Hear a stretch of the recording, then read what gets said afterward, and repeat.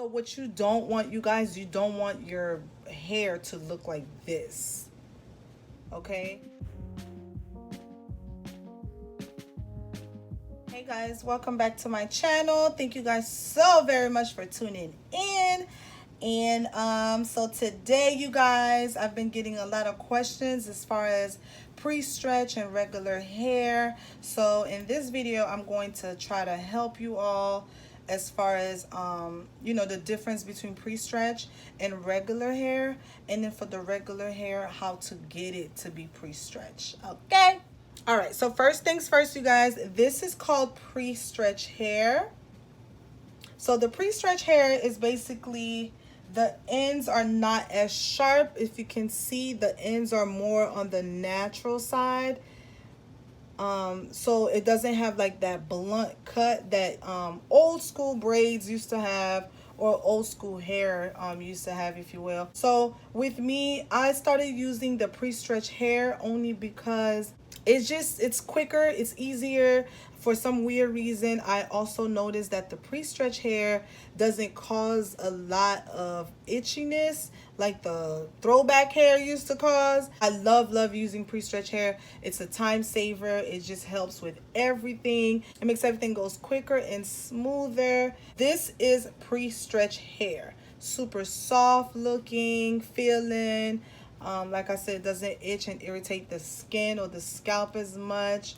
But if you can't find pre-stretch hair and you just want to use whatever you have around the house, that's perfectly fine too. I'm going to show you how to keep the hair from having that blunt end, and for it to just have a natural look and feel to it. I don't have regular braiding hair that's not pre-stretch, so therefore I'm going to take this pre-stretch hair for you guys and I'm going to cut it so that you can see exactly what I mean. And these scissors are absolutely horrible. Oh my God.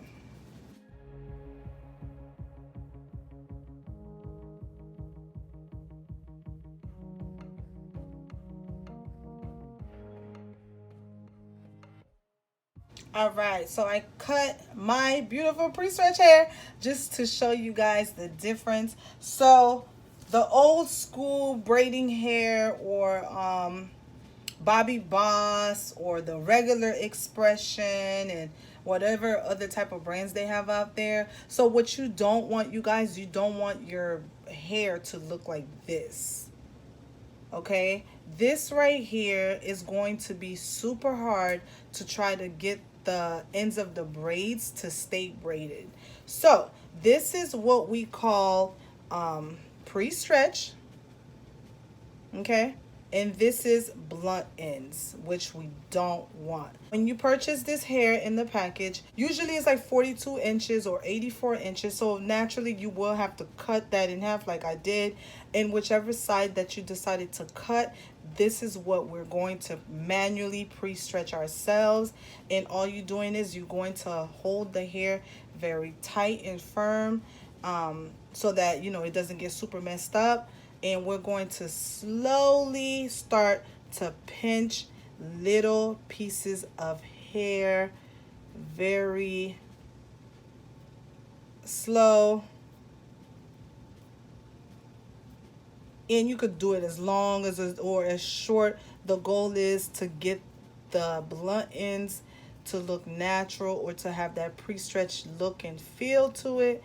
And this is all we're going to do, you guys.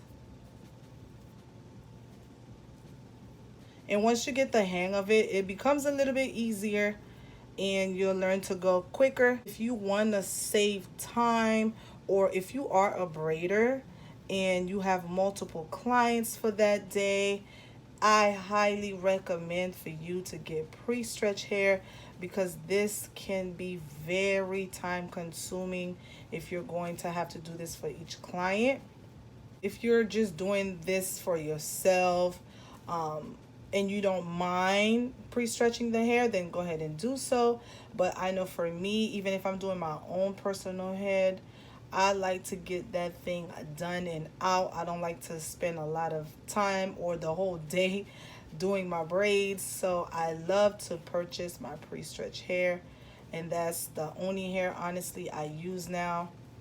But when I first started braiding, you guys, I used to just use the, well, not first started braiding, but when I started doing hair professionally, I used to use the 84-inch pack of expressions that's not pre-stretched. So I used to do this for each client, and I noticed that the time frame that I spent doing this, I could have knocked out another head, for that day. So this is very time consuming, super duper duper duper duper time consuming. But if you don't mind, go ahead and do your thing. All right, we almost done, you guys.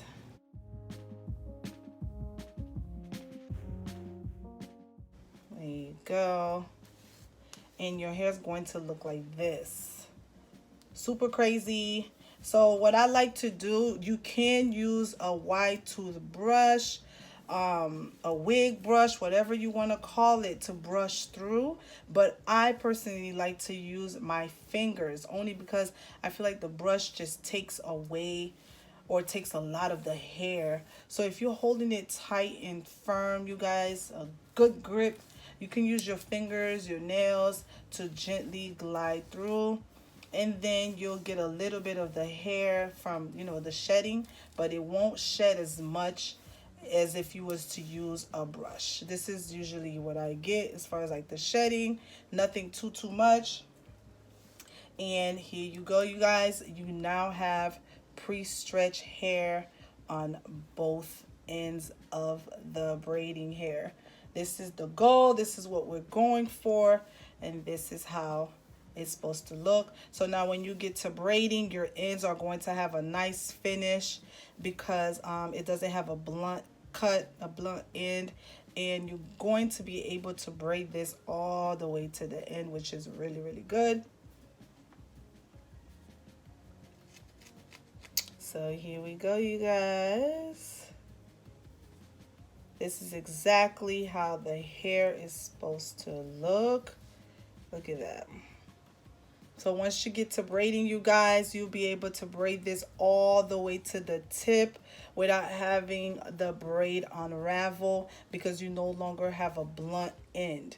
Now, if the hair was like super blunt, your braids will automatically unravel on their own, and that is not good. So go ahead and pre-stretch your hair. If you don't want to pre-stretch your hair, please save some time. Save yourself the headache and purchase pre-stretch hair. Okay, thank you guys so much for watching. I hope this video was informative, and yeah, until next time, don't forget to like, subscribe, and hit that bell button.